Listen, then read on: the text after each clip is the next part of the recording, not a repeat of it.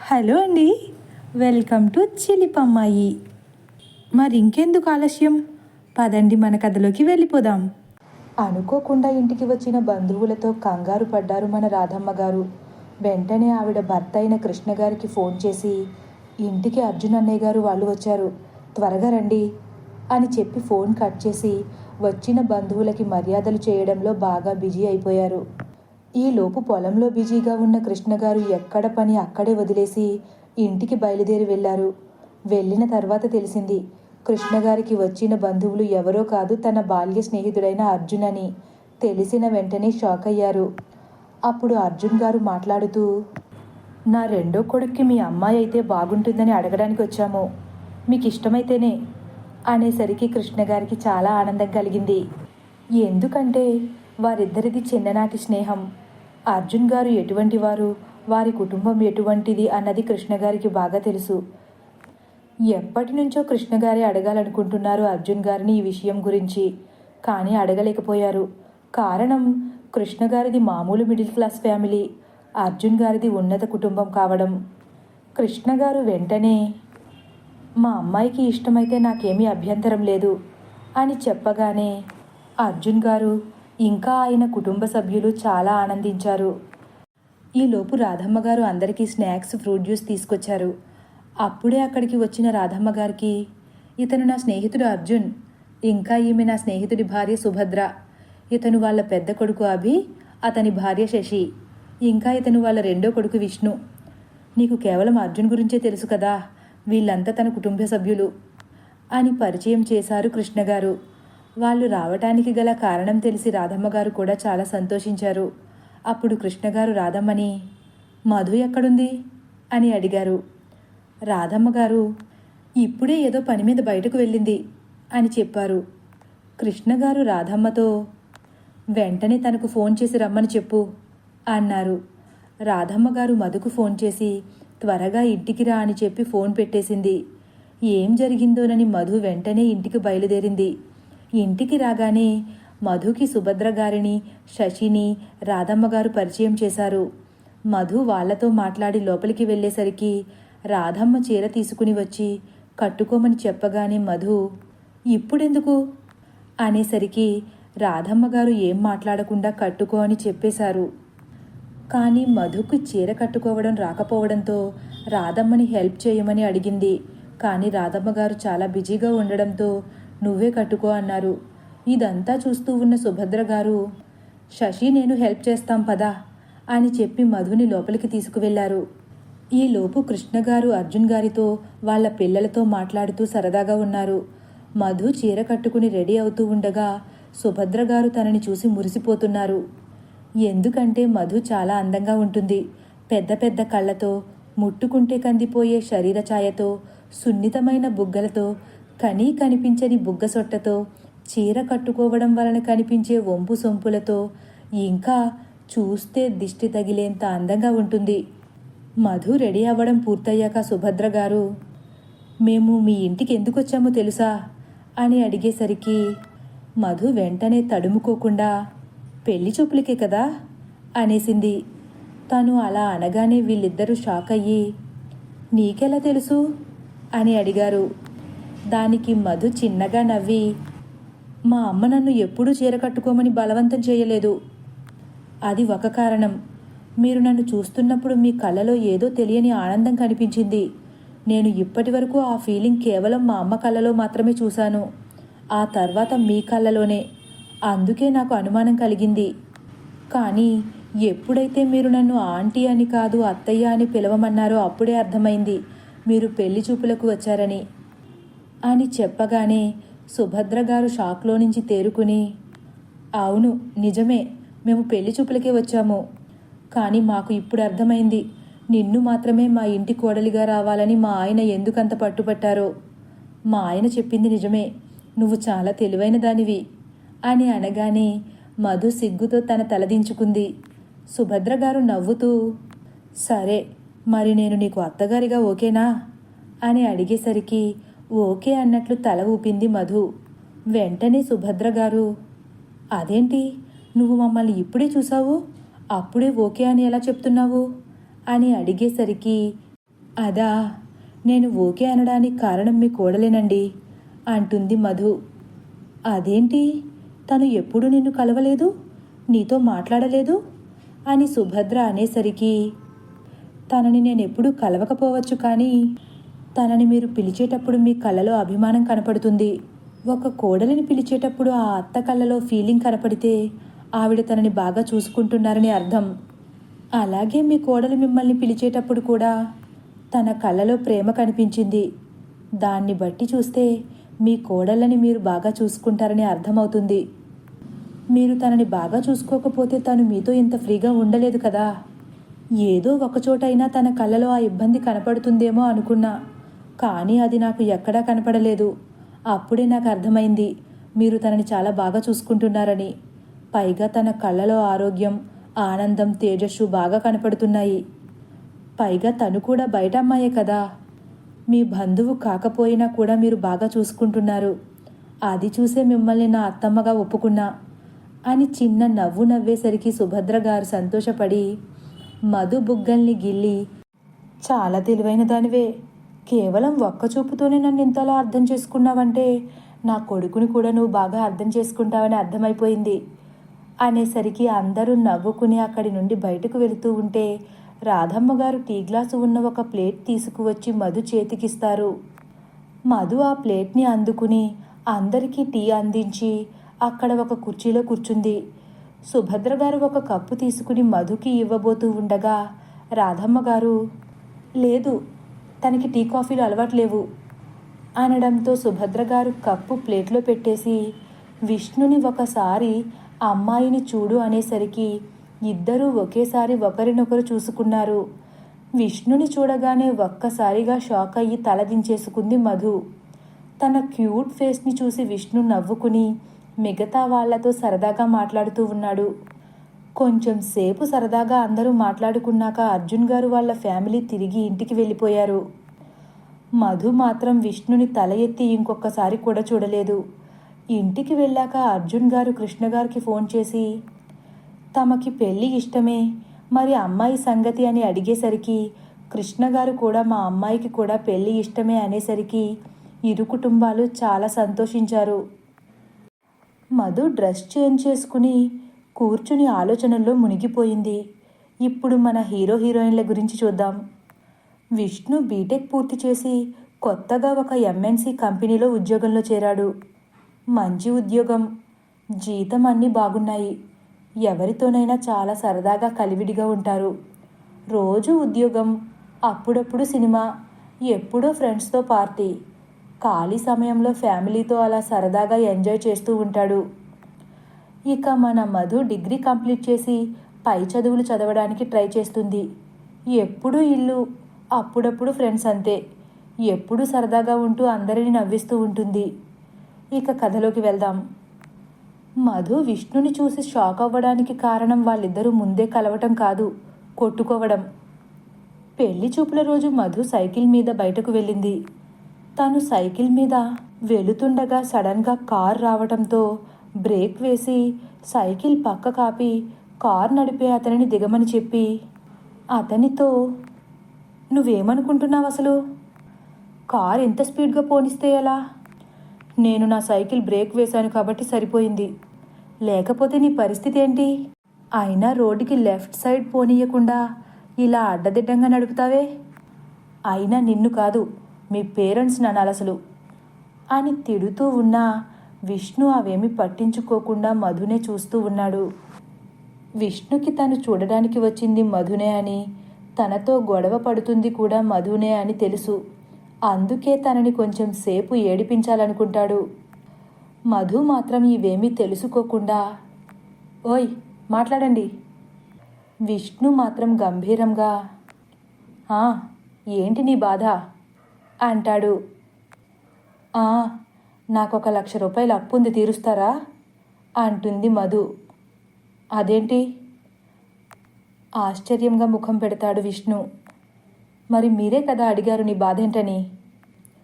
నేను నువ్వెందుకు క్లాస్ పీకుతున్నావని అడిగాను అంటాడు విష్ణు. కనిపించడం లేదా? కొంచెంలో బయటపడ్డాను, లేకపోతే నా పరిస్థితి ఏంటి? ఇప్పుడేం కాలేదు కదా, ఎందుకీ పోరాటం నా మీద అంటాడు విష్ణు. చూడండి, నా సైకిల్కి డ్యామేజ్ అయ్యింది. రేపు నా వాహనం మీద బయటకు వెళ్ళాలంటే ఎలాగా? అయితే నన్నేం చేయమంటావు? వెళ్ళి చంద్రబాబు నాయుడు గారిని అడిగి కొత్త సైకిల్ తీసుకురమ్మంటావా? అవసరం లేదు. ఇంత చిన్నదానికి ఆయన్ని ఇబ్బంది పెట్టడం ఎందుకు? బాగు చేయిస్తే సరిపోతుంది. అంతేగా, నేను బాగు చేయిస్తానులే. అది సరే గాని నీకు పెళ్ళయిందా అడుగుతాడు విష్ణు. మీకెందుకు? అంటే నేను ఖాళీగా ఉన్నాను, నన్ను చేసుకుంటావేమో అని. మైండ్ పనిచేస్తుందా మీకు? అరే, నా మైండ్కేంటి, అద్భుతంగా పనిచేస్తుంది. అందుకే కదా నువ్వు ఖాళీయేనా అని అడిగింది. నో డౌట్ మీకేదో ప్రాబ్లం ఉన్నట్లుంది. నీకెందుకు అలా అనిపించింది? అనిపించదా మరి? రోడ్ మీద కనిపించిన ఒక అమ్మాయిని పట్టుకుని పెళ్లి చేసుకుంటావా అని ఎవరైనా అడుగుతారా? నేను అడుగుతున్నానుగా, అందుకే ఏదో ప్రాబ్లం ఉందంటున్నాను. అయినా నా వాహనం చూడండి పాపం ఎలా అయిపోయిందో. పర్వాలేదు, కొత్తది కొనిస్తాలే అంటాడు విష్ణు. ఏంటి కొనేది? విసుక్కుంటుంది మధు. సైకిల్? నాకేమీ అవసరం లేదు. అయినా మీలాంటి వాళ్ళతో మాట్లాడడం నాది తప్పు. ఇప్పుడైనా కార్ రోడ్డు మీద నడపండి, నా సైకిల్ నేనే బాగు చేయించుకుంటాను అని చెప్పేస్తుంది మధు. పర్వాలేదు, నేను చేయిస్తాను అంటాడు విష్ణు. అవసరం లేదు, నేను చేయించుకోగలను. ఇంకా చెప్పాలంటే అంతగా అవసరమైతే నేనే బాగు చేసుకోగలను. అవునా? నీకు సైకిల్ బాగు చేయడం కూడా వచ్చా? వచ్చు. నేను మీలా ఏమీ కాదు, నాకు అన్ని పనులు వచ్చు అంటూ సైకిల్ ఎక్కి మధు అక్కడి నుండి వెళ్ళిపోయేసరికి మధు క్యూట్గా మాట్లాడడం చూసి తనలో తానే నవ్వుకుని కారులో కూర్చున్నాడు విష్ణు. ఇదంతా కారులోంచి చూస్తున్న అభి, శశి నవ్వుకున్నారు. ఇవేమీ అర్జున్ గారికి, సుభద్ర గారికి తెలియకుండానే జరిగిపోయాయి. మధు కూడా జరిగినదంతా తలుచుకుని నవ్వుకుంది. ఈలోపు ఫోన్ రింగ్ అవ్వడంతో వెళ్ళి లిఫ్ట్ చేసి ఎవరు అని అడగగానే నేను అనేసరికి ఎవరు మీరు అని గట్టిగా అడిగింది. అప్పుడు నేను విష్ణు అనగానే అయ్యో సారీ, మీరా? ఎవరో అనుకున్నాను. నా నెంబర్ ఎలా దొరికింది మీకు అని అడిగింది మధు. అప్పుడు విష్ణు చాలా కష్టపడితే దొరికింది మరి అనేసరికి మధుకి నవ్వు వచ్చినా ఆపుకుని ఏంటి విషయం, కాల్ చేశారు అని అడిగింది. నేను నీకు నిజంగానే నచ్చానా? అంటే మనస్ఫూర్తిగా నన్ను పెళ్లి చేసుకోవడం ఇష్టమేనా? ఏదైనా ఇబ్బంది ఉంటే చెప్పు, పర్వాలేదు, నేను చూసుకుంటాను అని విష్ణు అనేసరికి లేదు, నాకు ఎటువంటి ఇబ్బంది లేదు, మీరు నాకు నచ్చారు అని మధు చెప్పేసరికి విష్ణు కూడా చాలా సంతోషపడిపోతాడు. అదేంటి పొద్దున్న అంతలా మాట్లాడావు, ఇప్పుడు ఏమీ మాట్లాడడం లేదు? నన్ను అంతలా హడలు కొట్టేశావు, ఇప్పుడేమో సైలెంట్ అయిపోయావు అని విష్ణు మళ్ళీ అనేసరికి మధుకి సిగ్గనిపించి సారీ, మార్నింగ్ చాలా ఎక్కువగా మాట్లాడి ఇబ్బంది పెట్టినట్లున్నాను అంది మధు. అదేమీ లేదులే, నువ్వు అలా మాట్లాడినందుకే నాకు చాలా బాగా నచ్చేశావు. నువ్వు అలా క్యూట్గా ఫేస్ పెట్టి నన్ను అడుగుతూ ఉంటే నాకు చాలా బాగా అనిపించింది. నేను ఇప్పటి వరకు చూసిన అమ్మాయిల్లో నువ్వు చాలా డిఫరెంట్గా ఉన్నావు, అందుకే నువ్వు బాగా నచ్చావు అని విష్ణు అనేసరికి మధు సిగ్గుపడుతూ సరే నేను తర్వాత మాట్లాడతాను, అమ్మ పిలుస్తున్నారు అని ఫోన్ కట్ చేసి నవ్వుతూ లోపలికి వెళ్ళిపోయింది. అలా చూస్తూ ఉండగానే విష్ణుకి మధుకి ఎంగేజ్మెంట్ కూడా అయిపోయింది. మధు ఫ్రెండ్స్ విష్ణుని పరిచయం చేయమని బలవంతం చేయడంతో మధు విష్ణుకి కాల్ చేసి రమ్మని చెప్తుంది. విష్ణు రాగానే మధు వెళ్ళి రిసీవ్ చేసుకుని ఇద్దరూ కలిసి లోపలికి రావడంతో ఫ్రెండ్స్ అందరూ మధుని కొంచెం ఏడిపించినట్లుగా లుక్స్ ఇవ్వడంతో మధు కొంచెం సిగ్గుపడి విష్ణుకి దూరంగా నడిచింది. అది గమనించిన విష్ణు కావాలనే తనకు దగ్గరగా జరిగి నడవడంతో విష్ణు వంక చూసి నవ్వి అక్కడి నుండి తొందరగా తీసుకుని వెళ్ళి ఫ్రెండ్స్ అందరికీ పరిచయం చేసింది. వాళ్ళంతా బలవంత పెట్టడంతో ఇంకేమీ చెయ్యలేక విష్ణు పక్కనే కూర్చుంది. అందరూ సరదాగా మాట్లాడుకుంటూ ఆర్డర్ ఇచ్చే టైంకి విష్ణు మధుని నువ్వేం తింటావు అని అడిగాడు. మధు సైలెంట్గా మీ ఇష్టం అన్నట్లు సైగ చేసేసరికి చుట్టుపక్కల ఫ్రెండ్స్ అన్నయ్య మీ ఆవిడ అస్సలు కారం తినదు, చూసి ఆర్డర్ ఇవ్వండి అనేసరికి విష్ణు మధు వంక చూసి చిన్నగా నవ్వి సరే అని తక్కువ కారంగా ఉండేదే ఆర్డర్ ఇచ్చాడు. విష్ణు మధు ఫ్రెండ్స్తో ఏంటి తను కారం తినదా అని అడిగేసరికి అందరూ నవ్వుకుని అవును చాలా తక్కువగా తింటుంది, అందుకే మేము తనని ఎప్పుడు ఏడిపిస్తూ ఉంటాము. నీకు వచ్చే హస్బెండ్ ఎవరో కానీ రోజు ఆకుకూరలే అని మీరు కారం ఎక్కువగానే తింటారా అనేసరికి విష్ణు లేదు నేను కొంచెం తక్కువగానే తింటాను అన్నాడు. అప్పుడు రమ్య మీరు తక్కువగా తింటారేమో అన్నయ్య, మీ ఆవిడైతే అస్సలు దగ్గరికి కూడా రానివ్వదు అనేసరికి మధు ఇంకేమీ మాట్లాడలేక తలదించేసుకుంది. ఈలోపు రమ్య అన్నయ్య పొరపాటున కానీ తనకి కారం తినిపించారనుకోండి, ఇక చూడాలి తన ఫేస్ మామూలుగా కాదు ముక్కు ఎర్రగా అయిపోయి కందిపోయినట్లయిపోతుంది. కాకపోతే చాలా క్యూట్గా ఉంటుందనుకోండి, కళ్ళలో నుంచి ఇంకా గోదావరే మామూలుగా రావు నీళ్ళు అని అనేసరికి విష్ణు నో ప్రాబ్లం తనకి అటువంటి పరిస్థితి తీసుకురానులేండి అంటాడు. విష్ణు మాటలకు అందరూ నవ్వుకుని మధుని ఏడిపించడం మొదలుపెట్టారు. మధు ఏమీ మాట్లాడకుండా అలా సైలెంట్గా కూర్చుని తింటుంది. కాసేపు సరదాగా ఎంజాయ్ చేశాక అందరూ విష్ణుకి మధుకి బాయ్ చెప్పి అక్కడి నుండి వెళ్ళిపోయారు. విష్ణు మధుని డ్రాప్ చేస్తానని తన కారులో మధుని ఎక్కించుకుని బయలుదేరాడు. విష్ణు కారు నడుపుతూ సడన్గా ఒకచోట కారు ఆపాడు.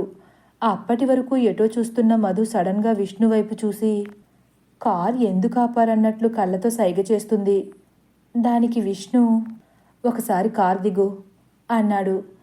ఎందుకు దిగమన్నాడో అర్థం కాకపోయినా మధు దిగి చూసేసరికి చుట్టుపక్కల ఎవ్వరూ లేరు, అంతా నిర్మానుష్యంగా ఉంది. కారు ఎక్కడెందుకు ఆపారు అని మళ్ళీ మధు అడిగేసరికి విష్ణు పద చెప్తాను అని ఒక ప్లేస్కు తీసుకువెళ్ళాడు. మధు ఏం మాట్లాడకుండా తన వెనకే వెళ్ళింది. ఎక్కడ చూసినా మొక్కలు, చుట్టూ పెద్ద మామిడి తోట.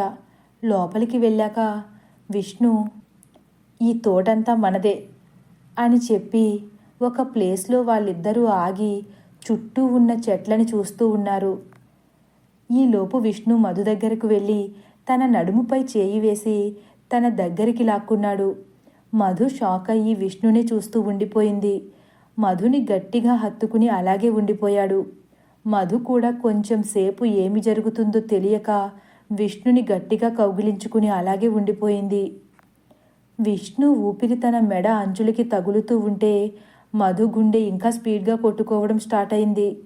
మధు గుండె చప్పుడు వేగంగా కొట్టుకోవడం విష్ణుకి అర్థమైంది.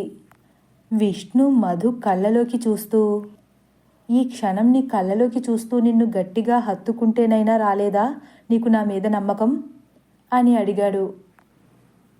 మధు ఏం మాట్లాడదు. ఈ క్షణం నీ కంటిలో నుంచి వచ్చి రాని కన్నీళ్లు చెప్తున్నాయి. నీ మనసులో ఏదో తెలియని బాధ. నీ కనురెప్పని దాటి రానివ్వకుండా ఎందుకు దాస్తున్నావు? చెప్పు, ఏం జరిగింది? ఏదైనా ప్రాబ్లం ఉందా?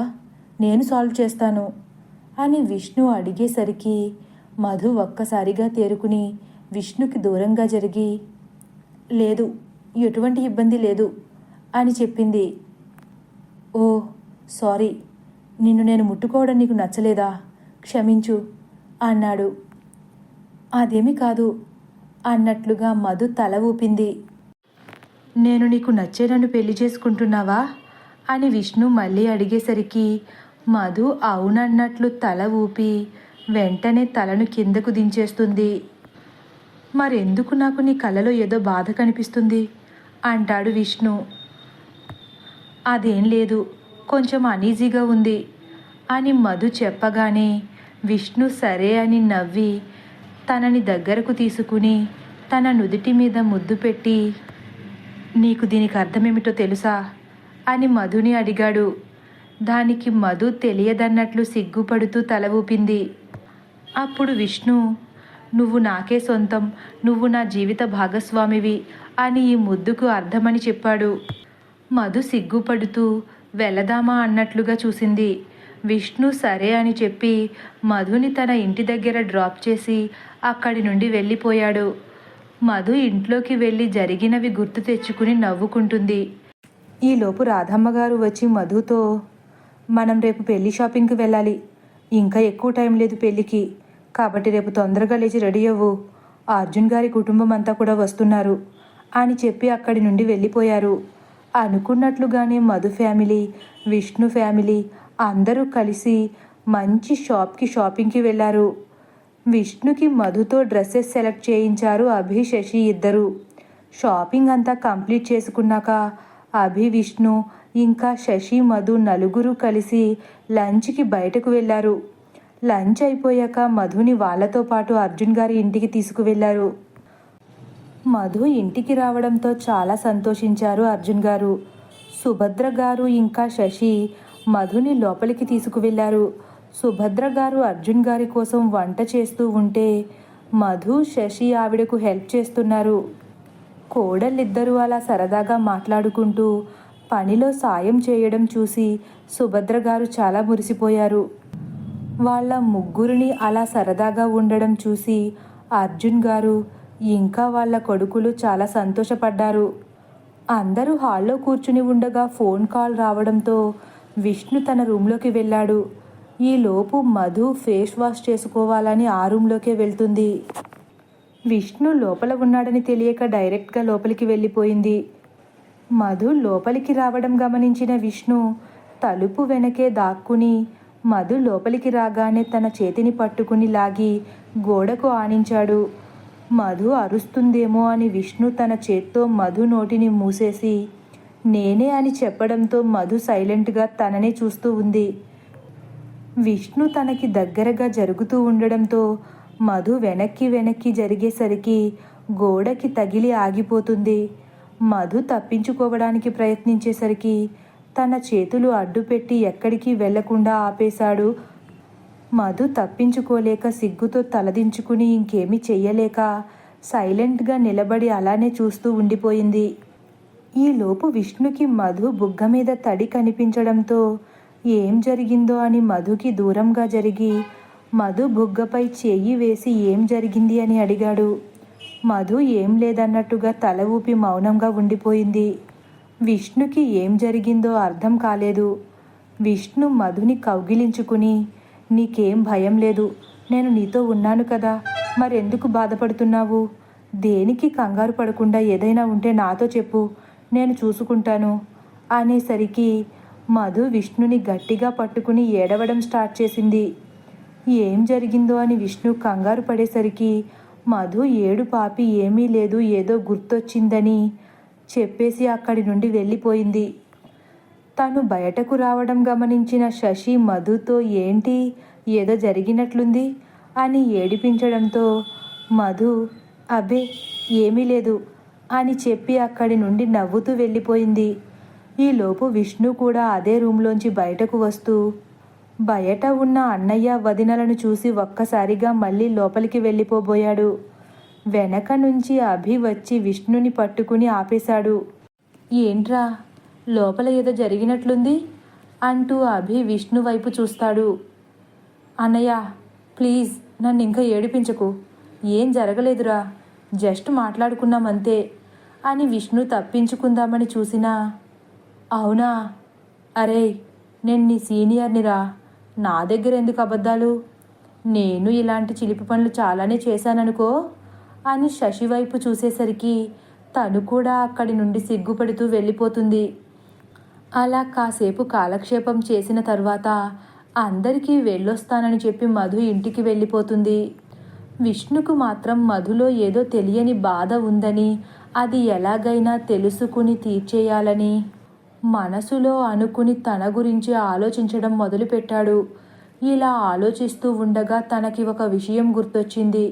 అదేంటంటే మధు ఈ పెళ్లి ఫిక్స్ అవ్వడానికి 4 రోజుల ముందు నుంచి ఎందుకో డల్గా ఉంది. విషయం ఏమిటో అని ఆరా తీయడానికి ప్రయత్నించాము, కానీ తను ఏం చెప్పలేదు. పైగా తను ఎవరితోనూ గొడవపడే మనస్తత్వం కాదు. ఎందుకంటే తను ఎవరితోనూ అస్సలు ఎక్కువగా మాట్లాడదు. ఇంట్లో వాళ్ళతో కూడా చాలా తక్కువగా మాట్లాడుతుంది. అందుకే ఎవరితోనూ అంతలా మాట్లాడడం లేదు అని మేము కూడా తనని వదిలేశాము. కాకపోతే అంతకుముందు చాలా అల్లరి చేసేది. ఈ మధ్య ఈ అల్లరంతా తగ్గిపోయింది. ఎందుకో తెలియడం లేదు అన్న తేజు మాటలు గుర్తుకు వచ్చాయి విష్ణుకి. తేజు మధు చెల్లెలు. విష్ణుకు అప్పుడు అనిపించింది తప్పకుండా ఏదో జరిగే ఉంటుందని. అదేంటో ముందు తెలుసుకోవాలి. ఒకవేళ నేనంటే తనకి ఇష్టం లేదేమో అనుకుందామంటే తను నాతో బాగానే మాట్లాడుతుంది. నేను తనని ముట్టుకున్నా తను ఇబ్బంది పడుతుందని నాకు అనిపించలేదు. పైగా తను కూడా ఇష్టంగానే నన్ను పట్టుకుంది. ఒకవేళ నాకు ఎదురు చెప్పలేక తను మౌనంగా ఉందనుకుంటే అలా కూడా అనిపించట్లేదు. ఎందుకంటే ఒక అమ్మాయికి ఇష్టం లేకపోతే తన భర్తనైనా ముట్టుకోనివ్వదు. కానీ ఇక్కడ అటువంటి ప్రాబ్లం ఏమీ లేదు. కాబట్టి ఇంకేదో విషయం ఉంది. అదేంటో కనిపెట్టాలనుకుని విష్ణు ఏదో పని ఉండడంతో బయటకు వెళ్ళాడు. తర్వాత రోజు విష్ణు మధు కలవడానికి బయటకు వెళ్ళారు. విష్ణుతో పాటు ఒక అమ్మాయి వచ్చింది. మధు ఆ అమ్మాయి ఎవరు అని అడగడంతో విష్ణు, తను నా చెల్లెలు, మా చిన్నాన్నగారి అమ్మాయి, నిన్ను పరిచయం చేయమని గొడవ చేయడంతో తీసుకువచ్చాను అని చెప్పాడు. వెంటనే మధు శాంతికి హాయ్ చెప్పి కూర్చోబోయేలోపు వెనుక ఉన్న అబ్బాయిని చూసి షాక్ అయ్యి అలాగే ఉండిపోయింది. అప్పుడు విష్ణు మధుతో, ఇతను రంజిత్, మా చెల్లెలు ప్రేమించిన వ్యక్తి. వీళ్ళిద్దరికీ కూడా పెళ్లి కుదిరిపోయింది. మన పెళ్లి తర్వాత వీళ్ళిద్దరి పెళ్ళే అని చెప్పి అక్కడి నుండి బయటకు వెళ్తాడు విష్ణు. ఈలోపు శాంతి కూడా ఫోన్ రావడంతో బయటకు వెళ్ళి మాట్లాడుతుంది. మధు చేతులు వణుకుతుంటే రంజిత్ ఒక్కసారిగా మధు చేతులు గట్టిగా పట్టుకుని, ఎందుకు డార్లింగ్ అంతలా కంగారు పడిపోతున్నావు? ఇంతకీ నేను చెప్పిన పని ఏం చేశావు? నువ్వు నా దరికి చేరేంత వరకు నేను నిన్ను వదలనని గుర్తుపెట్టుకో. నా గురించి నీ మొగుడికి కాదు నీకు కాబోయే మొగుడికి చెప్పి నా పెళ్ళి చెడగొడదామనుకుంటున్నావా? నీకు నా గురించి తెలుసు కదా, కాబట్టి సైలెంట్గా ఉండు. ఈ పెళ్లి మీద చాలా ఆశలు పెట్టుకున్నాను. ఏమైనా తేడా వస్తే మాత్రం నువ్వు ఎవరికి కనిపించకుండా పోతావు. ఎక్కడికి పోతావో కూడా నీకు తెలుసు. నువ్వేమీ కంగారు పడకు డార్లింగ్. ఈ పెళ్ళి అయ్యేలోపు నీ సంగతి కూడా సెటిల్ చేసేస్తానులే అన్నాడు. ఈలోపు విష్ణు రావడం గమనించడంతో మధు చెయ్యి వదిలేసి నార్మల్గా కూర్చున్నాడు విష్ణు.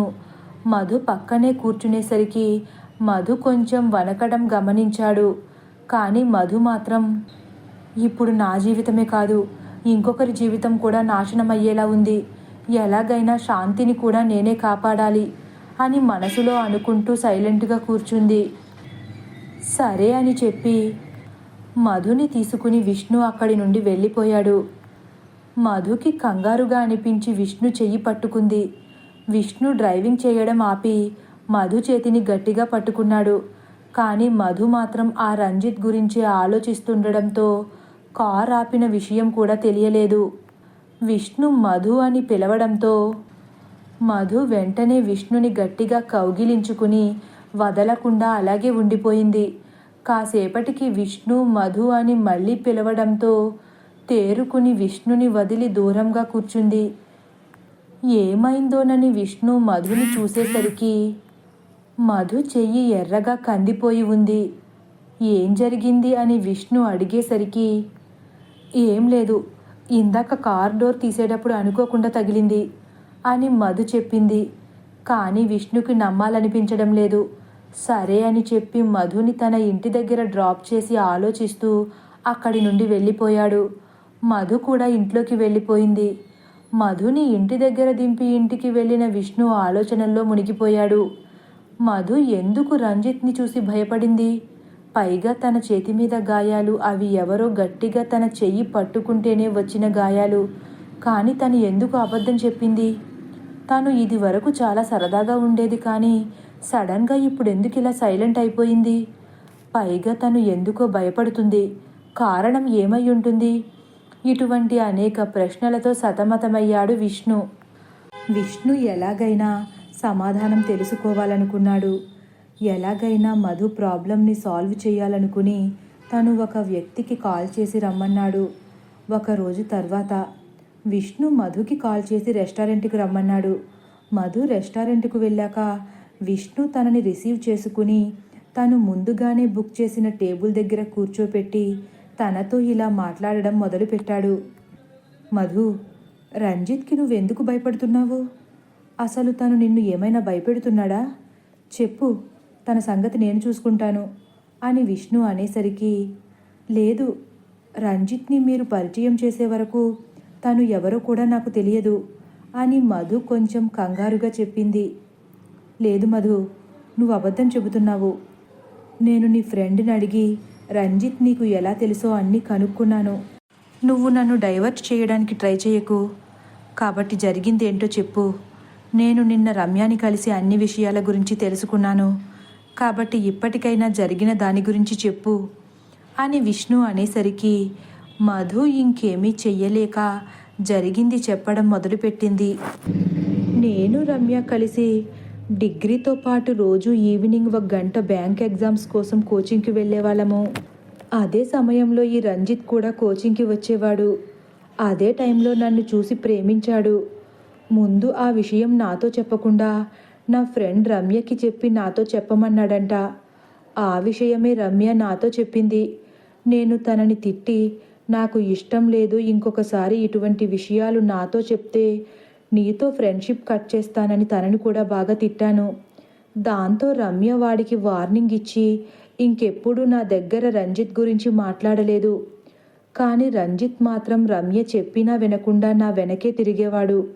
ఇంకా ఇలా కుదరదు అని ఒకరోజు ధైర్యం చేసి రంజిత్ నా దగ్గరికి వచ్చి నాకు ప్రపోజ్ చేశాడు. నేను నాకు ఇష్టం లేదు, ప్లీజ్ నన్ను ఇబ్బంది పెట్టద్దు అని రంజిత్కి అర్థమయ్యేటట్లు చెప్పడానికి ప్రయత్నించాను.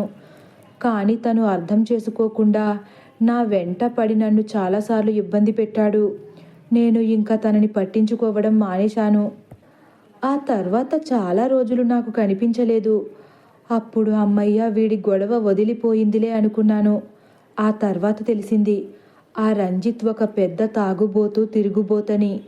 ఇంకా వాడికి నచ్చిన అమ్మాయితో తిరుగుతూ ఆ అమ్మాయిలను పెళ్లి చేసుకుని వాళ్ళ ఆస్తితో ఎంజాయ్ చేస్తూ ఆస్తి పూర్తయిపోగానే ఆ అమ్మాయిలను అమ్మేసి కొత్తగా వేరే అమ్మాయిని పెళ్లి చేసుకుంటాడట. ఇదంతా రంజిత్ ఫ్రెండే చెప్పాడు. నాకు తను ఫ్రెండ్ అవ్వడంతో నన్ను తనతో కాస్త జాగ్రత్తగా ఉండమని హెచ్చరించడానికి చెప్పాడు. అది తెలిసాక నేను నా ఫ్రెండ్స్ కూడా తనని చాలా దూరంగా ఉండేవాళ్ళం. కానీ అనుకోకుండా ఒకరోజు నా స్కూల్ ఫ్రెండ్ ఒక అమ్మాయి రంజిత్తో కనపడడం చూసి, నువ్వు రంజిత్తో ఎందుకున్నావు అని అడిగితే ఆ అమ్మాయి తను నా బాయ్ ఫ్రెండ్ అని చెప్పింది. నేను ఆ అమ్మాయిని తిట్టి రంజిత్ గురించి నిజం చెప్పేశాను. దాంతో తను రంజిత్కి బ్రేకప్ చెప్పి వెళ్ళిపోయింది. రంజిత్కి ఈ విషయం తెలిసి నా దగ్గరికి వచ్చి, మధు, పోనీలే కదా అని నిన్ను వదిలేశాను. కానీ నువ్వు నాకు మంచి ఛాన్స్ మిస్ చేశావు. నిన్ను వదలను. నువ్వు చేసిన ఈ తప్పుకి నీకు నేను వేసే శిక్ష ఎలా ఉంటుందో నువ్వే చూద్దువు గాని అని చెప్పి అక్కడి నుండి వెళ్ళిపోయాడు. ఆ తర్వాత వాడు నాకు కనిపించలేదు. కానీ ఒకరోజు నాకు ఫోన్ చేసి నా దగ్గర నువ్వు నన్ను ప్రేమించినట్టుగా సాక్ష్యాలు ఉన్నాయి అని చెప్పాడు. కానీ నేను నిన్ను ప్రేమించలేదు కదా అని నేను అడిగేసరికి, అవును, నువ్వు నన్ను ప్రేమించలేదు, కానీ సాక్ష్యాలది ఏముంది, ఎలాగైనా సృష్టించచ్చు. కానీ నీకు నువ్వుగా నాకు దొరికిపోయావు. కాబట్టి నేను చెప్పినట్లు చెయ్యి, లేకపోతే నీ జీవితం నాశనమైపోతుంది అని నన్ను బెదిరించాడు. అయినా నేను అంతలా పట్టించుకోకుండా వదిలేశాను. ఎందుకంటే అవి వాస్తవాలు కాదు కాబట్టి. కానీ వాటిని చూస్తే ఎవరైనా మేము నిజంగానే ప్రేమించుకున్నామేమో అన్నట్లుగా సృష్టించాడు. ఇప్పుడు తను చెప్పింది చెయ్యకపోతే తన దగ్గర ఉన్న వాటితో నా జీవితం నాశనం చేస్తానని బెదిరిస్తున్నాడు అని మధు ఆపింది.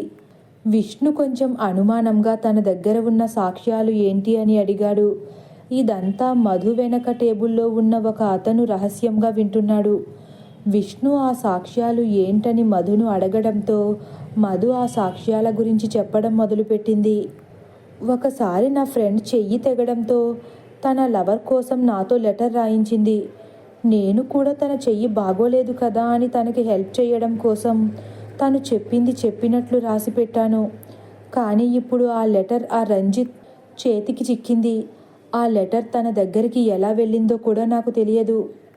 ఈలోపు విష్ణు ఇంకా ఏదో చెప్పబోతున్న మధుని ఆపి, నువ్వు లెటర్ రాసినా కూడా ఆ లెటర్లో నీ ఫ్రెండ్ లవర్ పేరు ఉంటుంది కదా అని అడిగాడు.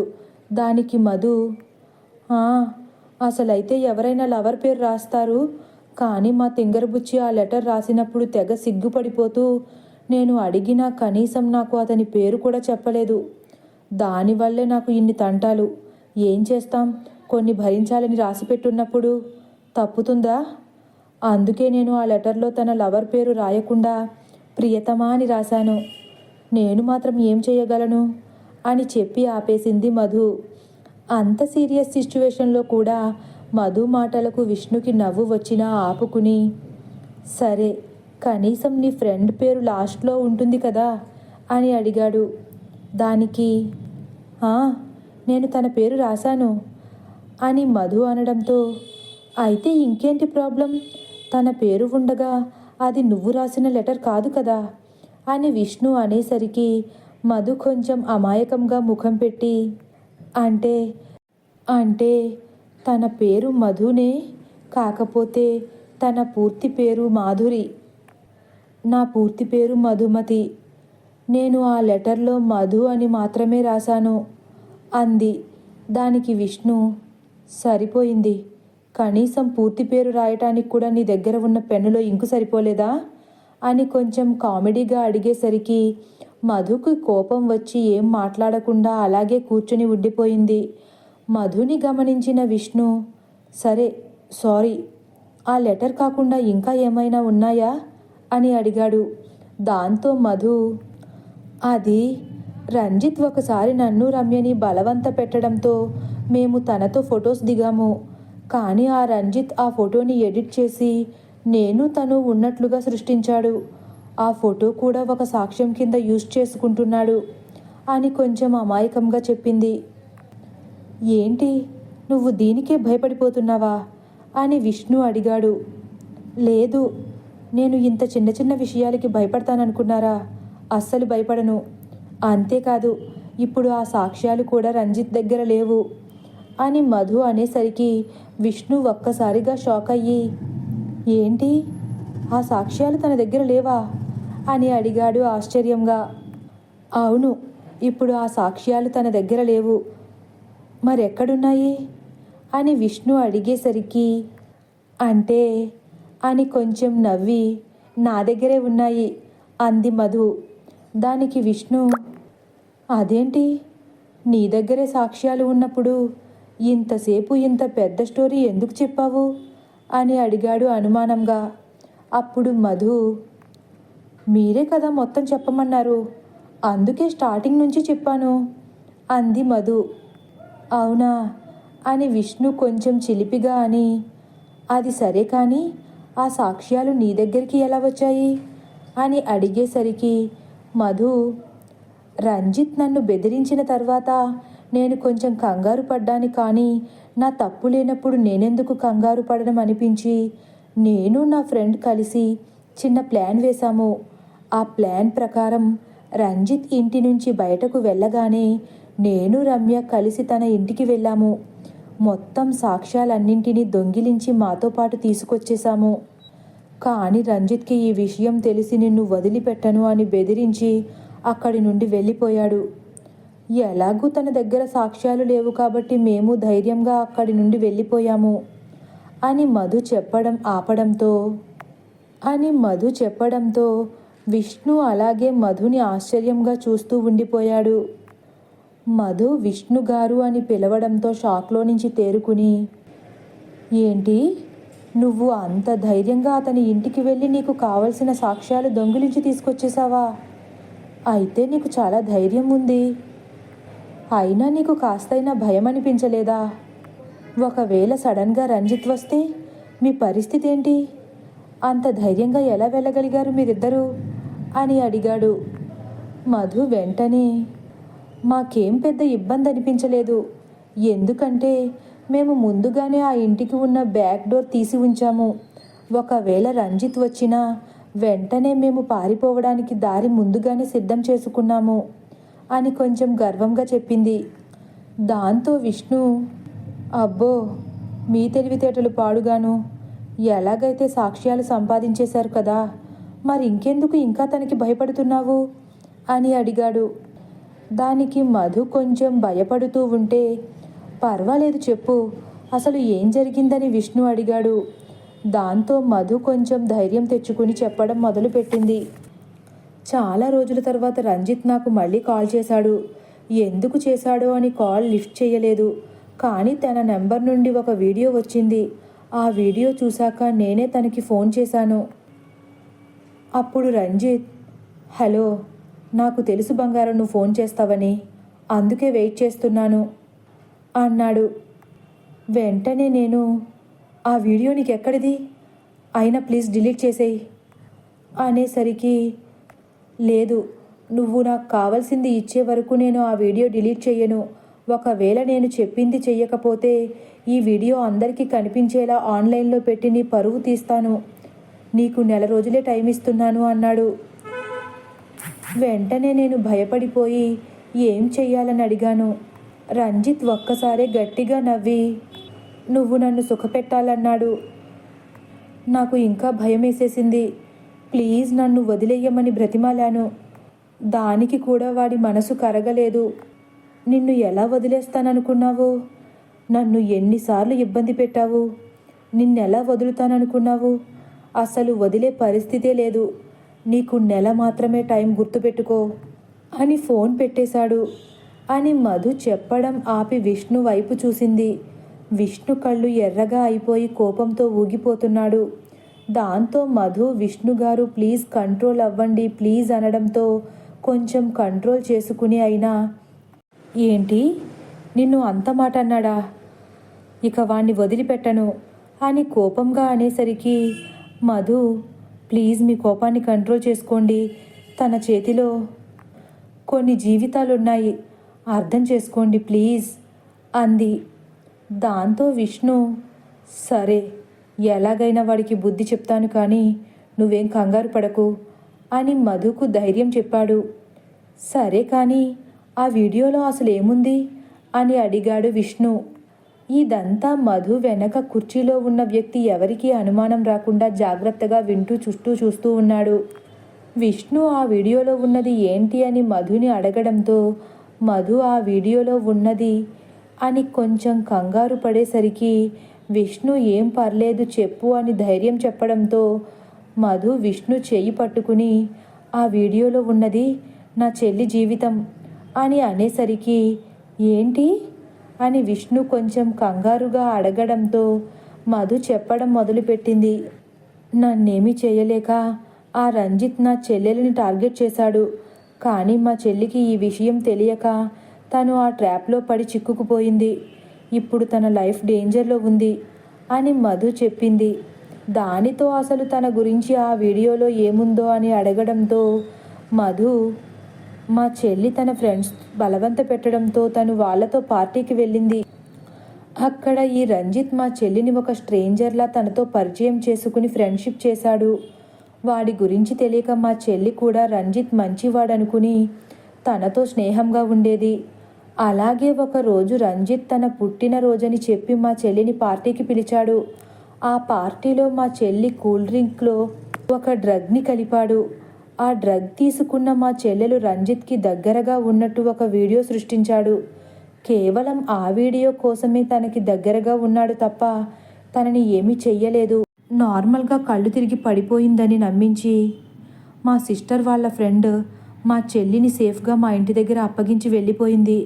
కానీ నాకు రంజిత్ ఎప్పుడు ఫోన్ చేశాడో అప్పుడే అసలు నిజం తెలిసింది.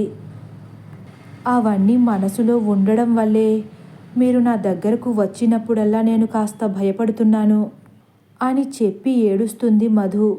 విష్ణు, ఏం పర్వాలేదు, బాధపడకు అని తనకు ధైర్యం చెప్పాడు. సరేనని చెప్పి మధు అక్కడి నుంచి ఇంటికి వెళ్ళిపోయింది. 2 రోజుల తర్వాత మధుకి కాల్ రావడంతో ఎవరో అని లిఫ్ట్ చేసేసరికి అటు నుంచి, హలో డార్లింగ్, నేను రంజిత్ని. అయినా నన్నెలా మర్చిపోతావులే. మర్చిపోలేవు కూడా. ఇంతకీ నేను చెప్పిన విషయం ఏం చేశావు అని అడిగాడు. వెంటనే మధు, ప్లీజ్ ఆ వీడియో డిలీట్ చేసేయి. చేసేస్తా, నువ్వు ఇక్కడికి రా, వెంటనే డిలీట్ చేసేస్తా. సరే, నాకంటే నా చెల్లి జీవితం నాకు ముఖ్యం. నేను ఎక్కడికి రావాలి చెప్పు, వస్తాను అంటుంది మధు. గుడ్ గర్ల్, నేను నీకు లొకేషన్ షేర్ చేస్తాను.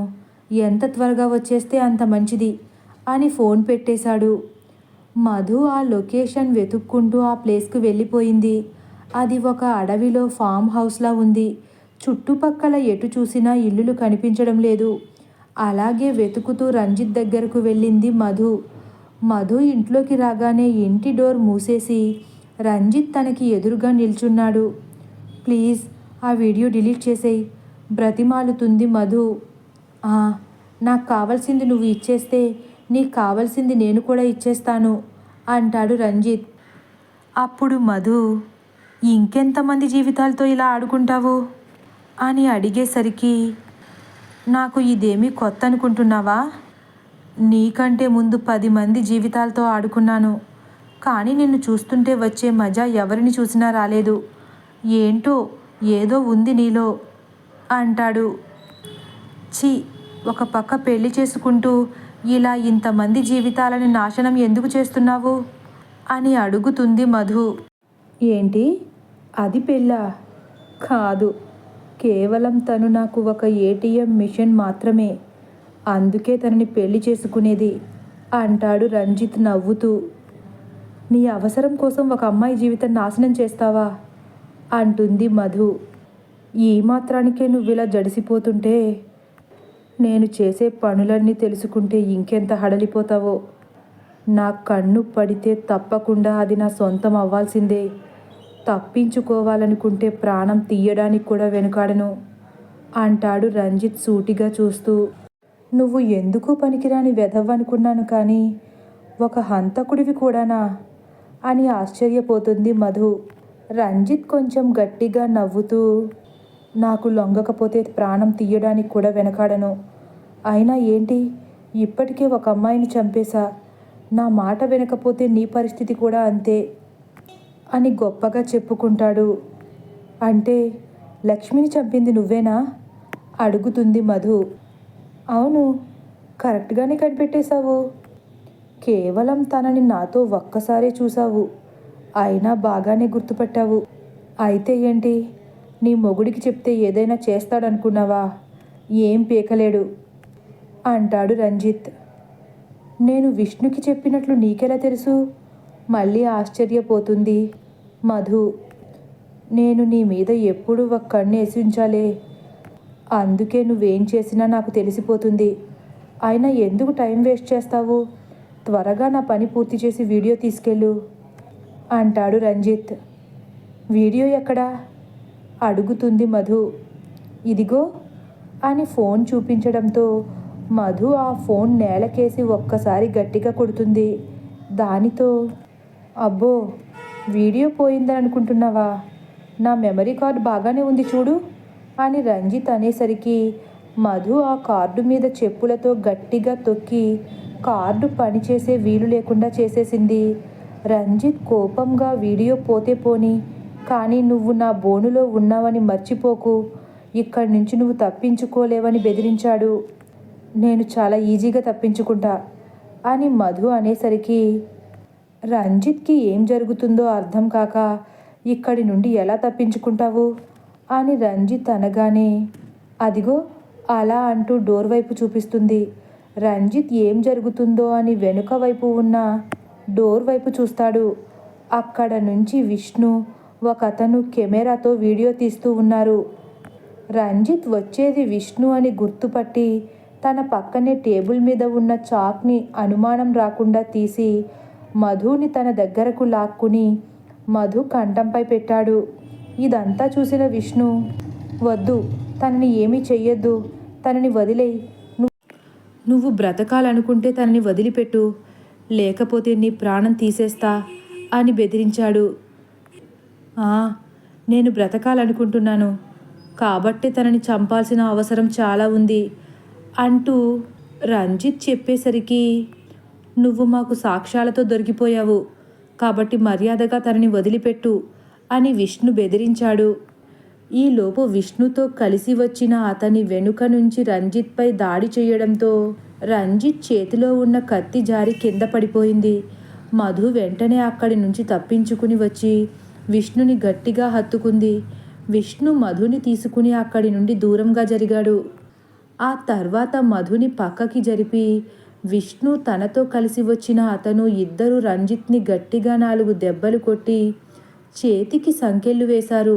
ఆ తర్వాత అర్థమైంది మధుకి విష్ణుతో కలిసి వచ్చింది ఎవరో కాదు, ఏసీపీ రామకృష్ణని.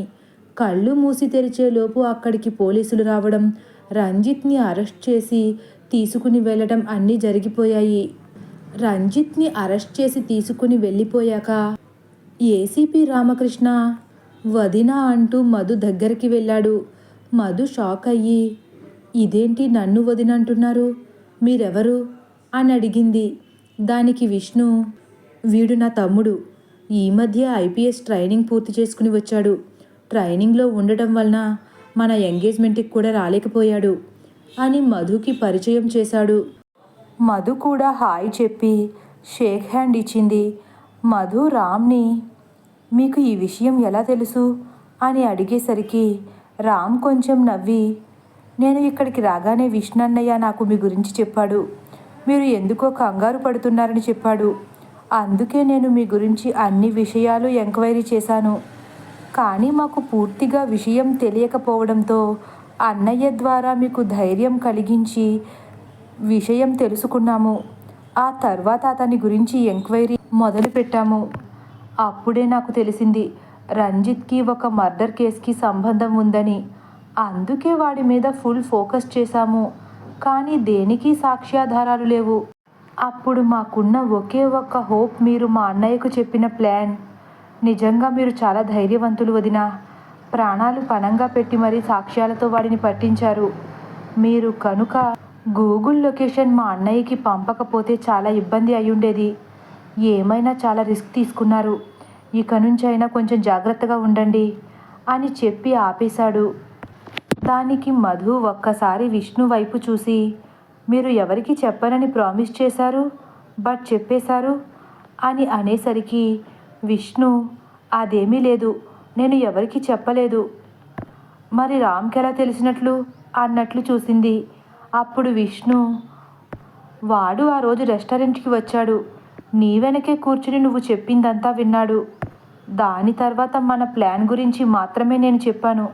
కానీ నువ్వు తెలివిగా రంజిత్ లొకేషన్ షేర్ చేసి మేము టైంకి రాగలిగేలా హెల్ప్ చేశావు. పైగా వాడి చేత అన్ని నిజాలు చెప్పించావు. మా తమ్ముడు వాడి తెలివితో ముందే కెమెరాతో అన్నీ షూట్ చేశాడు. ఎలాగైతే ఇద్దరూ కలిసి ప్రాబ్లం సాల్వ్ చేసేశారుగా, ఇంకేంటి, హ్యాపీ అని చెప్పాడు విష్ణు. మధు మాత్రం సరే అన్నట్లు నవ్వి ఏదో ఆలోచనలో పడింది. ఈలోపు రామ్ అక్కడ దగ్గరలో ఉన్న టీవీ ఆన్ చేశాడు. రంజిత్ అనే వ్యక్తిని మర్డర్ కేసు కింద అరెస్ట్ చేసినట్లు న్యూస్ వస్తుంది. అది చూసి మధు సంతోషపడింది. రామ్ మాట్లాడుతూ, మీ చెల్లి పేరు బయటికి రాకుండా మేము చూసుకున్నాము. పైగా వీడియోస్ అన్నీ కూడా డిలీట్ చేసేసాము. ఇంకా ఎక్కడైనా దాచాడేమో అని అన్నీ వెతికాము. కానీ ఎక్కడా ఏమీ లేవు. మేము వాడిని ఎంక్వైరీ చేస్తాము. మీ చెల్లికి ఎటువంటి ఇబ్బంది ఉండదు, సరేనా అనేసరికి మధు ఇంకా సంతోషంగా, thank you so much Ram అని రామ్ చేతులు పట్టుకుని చెప్పేసరికి మధు ఇన్నోసెన్స్ చూసి వాళ్ళిద్దరికీ నవ్వొచ్చింది. ఆ ఆనందంలో మధు రామ్ చేతిని పట్టుకోవడం చూసి సడన్గా వదిలేసి సారీ అనేసరికి, వదినా, మీరు నాకు వదిన అంటే తల్లితో సమానం. మా అమ్మ ఎంతో, మీరు కూడా అంతే. కాబట్టి మీరు నా చేతులు పట్టుకోవడం అంత తప్పేమీ కాదు. నాతో ఫ్రీగా ఉండొచ్చు అనేసరికి మధు, అవును నిజమే, మరిది కొడుకుతో సమానం కదా అని నవ్వింది. వాళ్ళిద్దరినీ అలా చూసేసరికి విష్ణుకి చాలా ఆనందం కలిగింది. మధు ఏదో ఆలోచిస్తుండగా, ఏమైంది వదినా, ఏం ఆలోచిస్తున్నారు అని అడిగాడు రామ్. అది కాదు, అంతా బాగానే ఉంది, కానీ నేను ఈ విషయాలన్నీ మీ అన్నయ్యకి చెప్పినట్లు రంజిత్కి ఎలా తెలిసింది అని అడిగేసరికి, అదా, మీరు అంతా చెప్పాక మా అన్నయ్య శాంతితో జరిగినది చెప్పి జాగ్రత్తగా ఉండమన్నాడు. అప్పటినుంచి శాంతి వాడికి దూరంగా ఉంది. నా గెస్ కరెక్ట్ అయితే రంజిత్కి శాంతి దూరంగా ఉండడంతో తను కనిపెట్టాడనుకుంటా అని అనుమానంగా చెప్పాడు. మధు విష్ణు వైపు చూసేసరికి విష్ణు తలను పక్కకి తిప్పి ఎటో చూస్తున్నట్లు నటిస్తున్నాడు. మధు రామ్లు ఇద్దరూ విష్ణుని చూసి నవ్వేసరికి విష్ణు హమ్మయ్య అనుకుని వాళ్ళ వైపు తిరిగాడు. వెంటనే మధు, మంచి పనే చేశారులేండి, లేకపోతే శాంతిని అడ్డు పెట్టుకుని మనల్ని ఇంకా ఇబ్బంది పెట్టేవాడు. మీరు చేసిన పని వల్ల శాంతి సేఫ్ అయ్యింది అని కొంచెం నవ్వుతూ చెప్పి, నన్ను మాత్రం డేంజర్లో పడేశారు అని నవ్వుతుంది. వెంటనే విష్ణు, నిన్నెలా వదిలేస్తాననుకున్నావు, నీ మీద ఒక కన్ను వేసి ఉంచాంలే అని కొంచెం నవ్వుతున్నట్టు చెప్పాడు. ముగ్గురు నవ్వుకుని అక్కడి నుండి వెళ్ళిపోయారు. మధుని తన ఇంటి దగ్గర డ్రాప్ చేసి రామ్ కృష్ణ గారి ఫ్యామిలీ అందరినీ పరిచయం చేసుకున్నాడు. తర్వాత విష్ణు రామ్లు ఇద్దరూ కలిసి ఇంటికి వెళ్ళిపోయారు. చూస్తుండగానే విష్ణు మధుల పెళ్లి జరిగే రోజు రానే వచ్చింది. మధుని పెళ్లి కూతురు చేయటంతోనే రోజు మొదలైంది. అక్కడ అర్జున్ గారి ఇంటి దగ్గర విష్ణుని కూడా పెళ్లి కొడుకుని చేశారు. విష్ణు మధులని అందరూ ఆశీర్వదించాక ఇద్దరు కళ్యాణ మండపానికి బయలుదేరి వెళ్ళారు. మధు గౌరీ పూజ అనంతరం విష్ణుని పెళ్లిపీటల మీద కూర్చోపెట్టారు. పసిపాపల్ని సైతం ఆకర్షించగలిగే చిరునవ్వుతో అందరి కళ్ళు తన మీదే ఉన్నా ఎక్కడ దిష్టి తగలకుండా కాపాడే ఆ బుగ్గ చుక్క సైతం ఎంతో అందాన్ని చేకూర్చుంది విష్ణుకి. ఈలోపు మధుని తీసుకుని రమ్మని పంతులు గారు చెప్పడంతో మధుని తీసుకురావడానికి వెళ్ళారు రాధమ్మగారు. మధు తెరచాటున మబ్బుల చాటున దాగిన జాబిలిలా కనిపించింది విష్ణుకి. ఎలాగైనా తెరచాటు అందాన్ని చూడాలని ఎంత ప్రయత్నించినా సాధ్యం కాలేదు విష్ణుకి. కన్యాదానం పూర్తయ్యాక జీలకర్ర బెల్లం కార్యక్రమం మొదలైంది. ఒకరిలో ఒకరు కలిసిపోయాక వారిని విడదీయడం ఆ భగవంతుడికి సైతం సాధ్యం కాదని తెలియచెప్పే జీలకర్ర బెల్లం. మధు విష్ణులు ఒకరి తలపై ఒకరు పెట్టుకుంటూ ఉంటే, నేను ఇంకా మీ మధ్య ఎందుకు అన్నట్లుగా అడ్డుగా ఉన్న తెర తొలగుతూ ఉంటే ఒకరి కళ్ళలోకి ఒకరు చూసుకుంటూ ప్రపంచాన్నే మర్చిపోయారు. ఆశీర్వదించడానికి వచ్చి నిండు నూరేళ్లు సంతోషంగా ఉండాలని పెద్దలు వేసే అక్షింతల స్పర్శతో మళ్ళీ ఈ ప్రపంచంలోకి వచ్చారు మధు విష్ణులు. అందరూ ఆశీర్వదించాక మాంగళ్య ధారణ జరుగుతూ ఉండగా 3 ముళ్ళు వేసి మధు నుదిటిపై తన పెదవులతో మధుర సంతకాన్ని చేశాడు. అది చూసి చుట్టుపక్కల వారి కుటుంబ సభ్యులు అందరూ నవ్వేసరికి విష్ణు తను చేసిన పనికి సిగ్గుపడ్డాడు. విష్ణుని చూసిన మధుకి నవ్వు వచ్చినా ఆపుకుని కెమెరా వైపు చూస్తూ ఉండిపోయింది. సప్తపది కూడా వాగ్దానాలతో పూర్తయింది. ఓ అర్ధాంగి, 7 అడుగులతో నువ్వు నా ప్రాణ సఖివి అయ్యావు. ఎల్లప్పుడూ నువ్వు నా స్నేహాన్ని వీడవద్దు.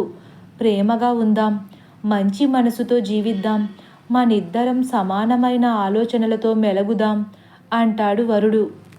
అప్పుడు వధువు, ఓ ప్రాణసకుడా, నువ్వెప్పుడు పొరపాటు చేయకుండా ఉండు. నేను ఏ పొరపాటు చేయక నీ వెంటే ఉంటాను. నువ్వు ఆకాశమైతే నేను భూమి, నువ్వు మనసైతే నేను మాట, నేను సామవేదమైతే నువ్వు నన్ను అనుసరించే ఋత్వికుడివి. మనిద్దరిలో వ్యత్యాసం లేదు, ఇద్దరూ సమానంగా ఉన్నాము.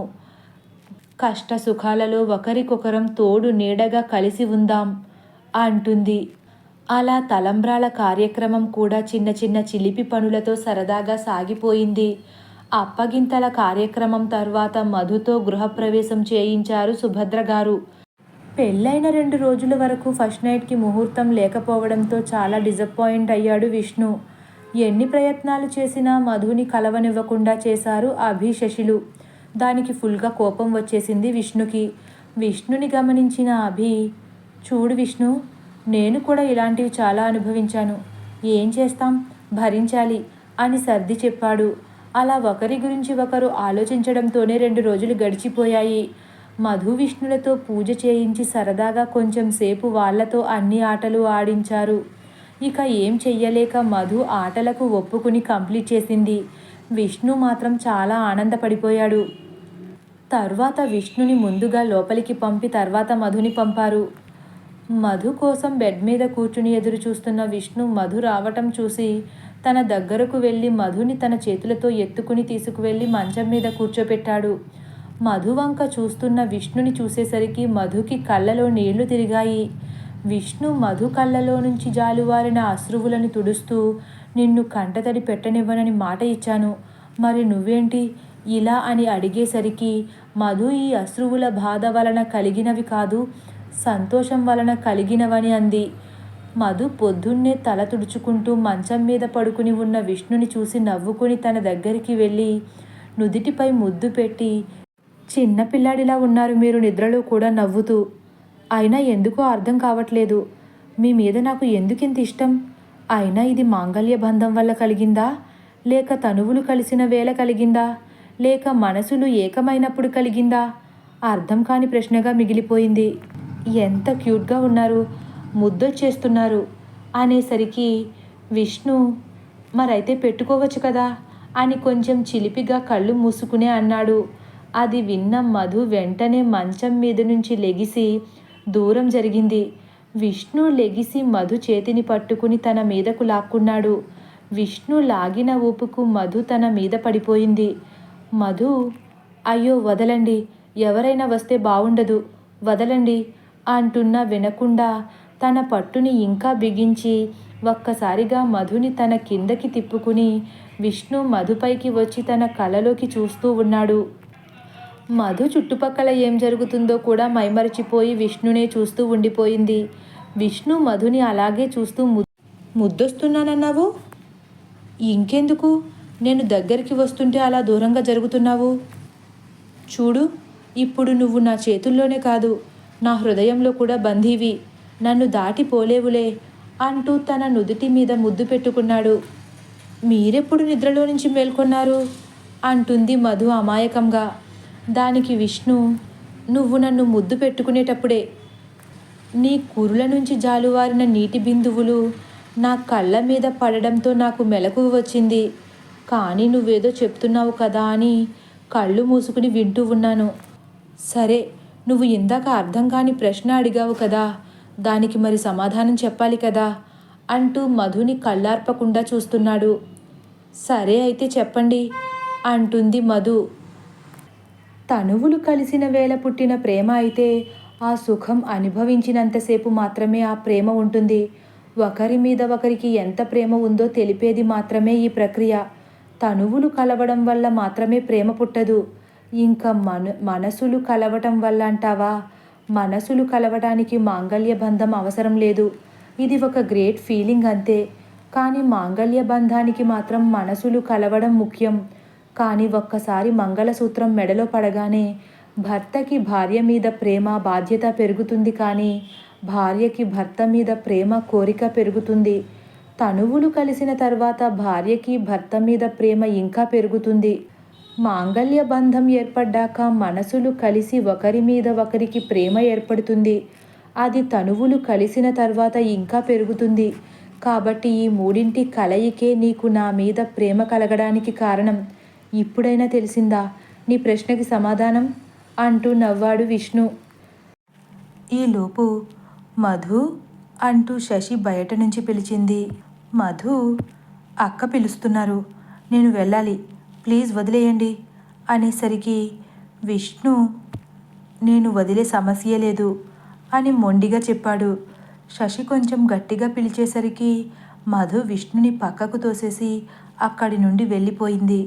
విష్ణు మధుని చూసి నవ్వుకుని ఫ్రెష్ అవ్వటానికి వాష్రూమ్కి వెళ్ళాడు. బయటకు వస్తున్న మధుని చూసి శశి కొంచెం చిలిపిగా, ఏంటి రాత్రి నిద్రలేనట్టుంది, పైగా ఇప్పుడు నీ చీర నలిగిందేంటి అని అడిగేసరికి మధు సిగ్గుతో తలదించుకుని విష్ణుని మనసులోనే ప్రేమగా తిట్టుకుంది. మధు కొంచెం తల ఎత్తేసరికి కొంచెం సిగ్గుపడుతూ శశి అభివంక చూస్తూ ఉంది. అభి కూడా కొంటెగా శశి వంక చూస్తూ చుట్టూ ఎవరున్నారో అని కూడా మర్చిపోయారు ఇద్దరు. శశి అభిని కళ్ళతోనే వెళ్ళిపోమ్మని సైగ చేసేసరికి అభి అక్కడి నుండి వెళ్ళిపోయాడు. శశి మధు వైపు తిరిగేసరికి మధు తన వంకే చూస్తూ ఉంది. శశి మధుని ఏంటి అన్నట్లు కళ్ళతోనే సైగ చేసింది. మధు కూడా ఏదో జరిగినట్లుందన్నట్లు సైగ చేసేసరికి శశి ఏమీ లేదు అనేసరికి, ఏంటక్క నీ కళ్ళు ఎర్రబడ్డాయి, ఏదో జరిగినట్లుంది అని కొంచెం నవ్వుతూ అడిగేసరికి శశి కూడా సిగ్గుపడుతూ, సరే మనిద్దరం తర్వాత చూసుకుందాంలే, పద అత్తమ్మ ఒక్కరే ఉన్నారు అనేసరికి ఇద్దరూ నవ్వుకుని అక్కడి నుండి వెళ్ళిపోయారు. ఇద్దరూ వంటింట్లోకి వెళ్ళేసరికి సుభద్ర గారు అందరికీ టిఫిన్ చేస్తూ కోడళ్ళని చూసి రండి అంటూ లోపలికి పిలిచారు. వాళ్ళిద్దరూ సిగ్గుపడుతూ లోపలికి వచ్చేసరికి సుభద్ర గారికి విషయం అర్థమయ్యి అలానే చూస్తూ ఉండిపోయారు. శశి మధు ఇద్దరూ సుభద్ర గారిని అర్జున్ గారి పక్కన కూర్చోపెట్టి, ఈరోజు వంట మేము చేస్తాము, మీరు రెస్ట్ తీసుకోండి అని చెప్పి అక్కడి నుండి వెళ్ళిపోయారు. వాళ్ళిద్దరినీ అలా చూసి సుభద్ర గారు చాలా మురిసిపోయారు. రామ్ కూడా రెడీ అయ్యి టిఫిన్ చేయడానికి వచ్చాడు. అందరూ టిఫిన్ చేస్తుంటే రామ్, టిఫిన్ ఎవరు చేశారు అని అడిగాడు. సుభద్ర గారు నా కోడళ్ళు చేశారు అని గర్వంగా చెప్తుంటే రామ్, దేవుడా నన్ను కాపాడు, ఏం జరుగుతుందో ఈరోజు, నేను మా వదినలు చేసిన టిఫిన్ తింటున్నాను, ఏం కాకుండా చూడు స్వామి అనేసరికి శశి రామ్ దగ్గరకు వచ్చి రామ్ చెవి పట్టుకుని, ఈ మధ్య నీకు అల్లరి ఎక్కువైపోయింది, ఇప్పటిదాకా ఒక్కదాన్నే కదా అని నాతో చాలాసార్లు ఆడుకున్నావు, కానీ ఇప్పుడు నాకు తోడుగా మధు ఉంది, ఇద్దరం కలిసి ఆడుకుంటే నీ పరిస్థితి ఏంటో ఆలోచించు అని నవ్వుతూ అడిగేసరికి, సారీ ఏదో సరదాగా అన్నానులే, అయినా మీ వంట మా అన్నయ్యలిద్దరూ తినగలేంది, నేను తినలేనా, కొంచెం కష్టపడి తినేస్తానులే అని రామ్ కూడా అనేసరికి అందరూ నవ్వుకుని టిఫిన్ చేస్తారు. ఆ తర్వాత మంచి ముహూర్తం అవ్వడంతో మధు విష్ణులు ఇద్దరూ కలిసి కృష్ణగారి ఇంటికి బయలుదేరి వెళ్ళారు. మధు విష్ణు ఇంటికి రావడంతో కృష్ణగారి ఇల్లంతా సందడిగా మారింది. విష్ణు మాత్రం ఎక్కడ ఛాన్స్ దొరుకుతుందో మధుని దగ్గరకు తీసుకోవడానికి తెగ ప్రయత్నాలు చేస్తూనే ఉన్నాడు. కానీ ఏది వర్కౌట్ అవ్వకపోయేసరికి డల్గా కూర్చుని మధు వంకే చూస్తూ ఉండిపోయాడు. మధు విష్ణుని గమనించి తన దగ్గరకు వచ్చి ఏమిటన్నట్లు సైగ చేసింది. విష్ణు మాత్రం ఏమీ లేదన్నట్టు కొంచెం డల్గా తల అడ్డంగా ఊపాడు. మధుకి విషయం అర్థమయ్యి నవ్వుకుంది. మధు వెంటనే విష్ణు చెయ్యి పట్టుకుని స్టోర్ రూమ్లోకి తీసుకువెళ్ళింది. మధుని చూసి షాక్ అయ్యి ఎవరైనా వస్తే బాగుండదు, పద వెళ్ళిపోదాం అని విష్ణు అనేసరికి మధు, ఏం పర్లేదు, ఇది స్టోర్ రూమ్, ఇక్కడికి ఎవరు రారు అని చెప్పేసరికి విష్ణు మధుని గట్టిగా కౌగిలించుకున్నాడు. ఊపిరి కూడా వాళ్ళ మధ్యలో వెళ్ళలేనంత దగ్గరగా ఉన్నారు ఇద్దరు. రాధమ్మ గారు మధుని గట్టిగా పిలిచేసరికి మధు విష్ణుని అతి కష్టం మీద దూరంగా జరిపి బయటకు వచ్చేసింది. విష్ణు కూడా అక్కడి నుంచి బయటకు వెళ్ళిపోయాడు. మధు మేనత్తగారు కొత్త దంపతులిద్దరినీ భోజనానికి రమ్మనడంతో మధు విష్ణు ఇద్దరూ కృష్ణగారి స్కూటీ మీద పక్క ఊరికి వెళ్ళారు. వెళ్ళటమే మధు మేనత్తగారు ఇద్దరిని లోపలికి తీసుకువెళ్ళి కూర్చోబెట్టారు. మధు మేనత్త కొడుకైన బాలు రావడంతో మధు బాలుని, బాలు భార్య కమలని విష్ణుకి పరిచయం చేసింది. బాలు కమలకి పెళ్ళయి 3 నెలలు అయ్యింది. అయినా ఇద్దరు దూరంగానే ఉంటున్నారు. కానీ ఇంట్లో వాళ్ళకి అనుమానం రాకుండా అన్యోన్యంగా ఉన్నట్లు నటిస్తున్నారు. బాలు ఎంఎస్సి కంప్లీట్ చేసి హైదరాబాద్లో సాఫ్ట్వేర్ కంపెనీలో జాబ్ చేస్తున్నాడు. కమల కూడా ఇంజనీరింగ్ కంప్లీట్ చేసి జాబ్ చేస్తుంది. అందరి ముందు సరదాగా ఉంటున్న 4 గోడల మధ్యన మాత్రం ఒకరికి ఒకరు తెలియనట్లే ఉంటారు. సరదాగా నలుగురు పెరట్లో కూర్చుని మాట్లాడుకుంటూ ఉంటారు. కమల వాళ్ళ అత్తగారు పిలవడంతో లోపలికి వెళ్ళింది. బాలు ఫోన్ రావడంతో బయటకు వెళ్ళి మాట్లాడుతూ ఉన్నారు. విష్ణు మధు ఇద్దరు దొరికినదే ఛాన్స్ అన్నట్టు కొంచెం రొమాంటిక్గా మాట్లాడుకుంటూ ఉన్నారు. ఈలోపు మధు ఫోన్ రింగ్ అవ్వడంతో లిఫ్ట్ చేసి మాట్లాడుతుంది. పక్కనే ఉన్న విష్ణు మధుని డిస్టర్బ్ చేస్తూనే ఉన్నాడు. మధు ఫోన్ మాట్లాడుతూ ఉంటే మధు బుగ్గపై ముద్దు పెట్టాడు.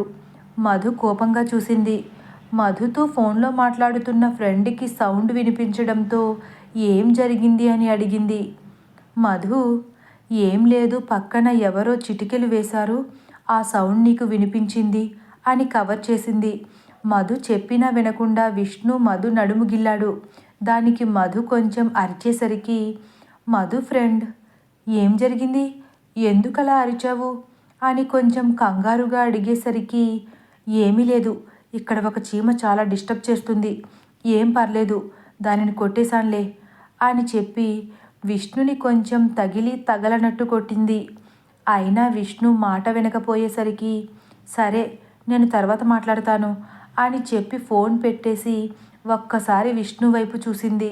దానికి విష్ణు అసలేమీ తెలియదన్నట్లు ఎటో చూస్తూ నవ్వుతూ ఉన్నాడు. ఈలోపు బాలు, కమల రావడంతో అందరూ కలిసి భోజనం చేశారు.